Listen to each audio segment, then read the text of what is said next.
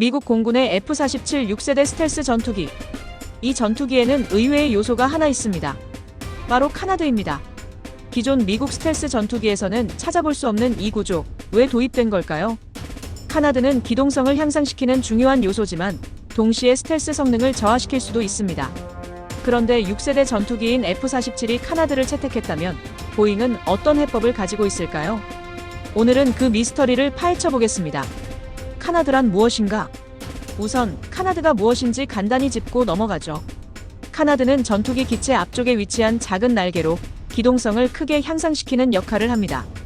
대표적인 카나드 전투기로는 유로파이터 타이푼, 라팔, 그리고 그리펜이 있습니다.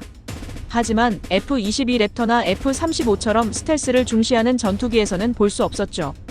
그 이유는 바로 카나드가 레이더 반사 면적을 증가시키기 때문입니다. 그런데도 보잉이 F-47 전투기에 카나드를 적용했다면 그만한 이유가 있겠죠. 카나드와 스텔스, 공존할 수 있을까? 스텔스 기술에서 가장 중요한 요소는 바로 형상 설계입니다. 기체 표면에서 레이더파를 반사시키지 않도록 디자인하는 것이 핵심이죠. 하지만 카나드는 각도에 따라 레이더파를 예상치 못한 방향으로 반사시킬 가능성이 높습니다. 그렇다면 보잉은 이를 해결하기 위해 어떤 기술을 적용했을까요? 가능성이 높은 기술적 해결책을 몇 가지 예측해 볼 수 있습니다. 먼저 레이더 투과 소재 사용.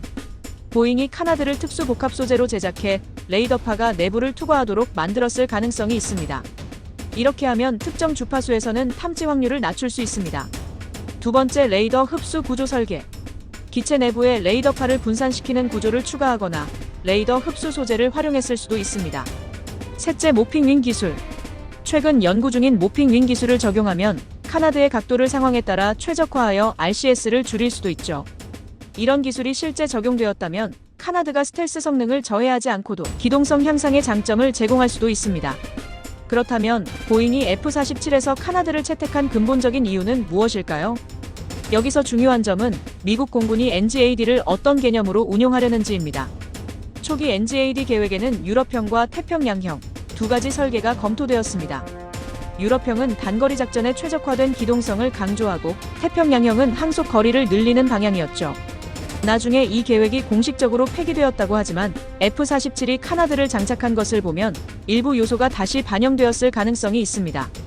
또한 중국 역시 J-36이라는 6세대 전투기 컨셉에서 기동성을 강조하고 있습니다. 보잉이 NGAD를 보다 전통적인 전투기 개념으로 접근했을 가능성도 있죠. 기동성 대 스텔스, F-47의 선택은 NGAD의 설계 방향이 단순히 스텔스를 극대화하는 것이 아니라 보다 균형 잡힌 전투기 성능을 목표로 했다면 F-47의 카나드는 이러한 전략적 변화의 결과일 수 있습니다. 특히 미 공군은 최근 기동 전투 배치 개념 ACE를 추진 중입니다. 이는 태평양 지역에서 짧은 활주로에서도 운용할 수 있는 기체가 필요하다는 의미죠. 따라서 보잉이 NGAD의 기동성을 강조한 설계를 적용했다면 단순한 카나드 채택이 아니라 전략적인 판단일 가능성이 큽니다. F-47은 기존 스텔스 전투기와는 확실히 다른 방향성을 가진 기체입니다.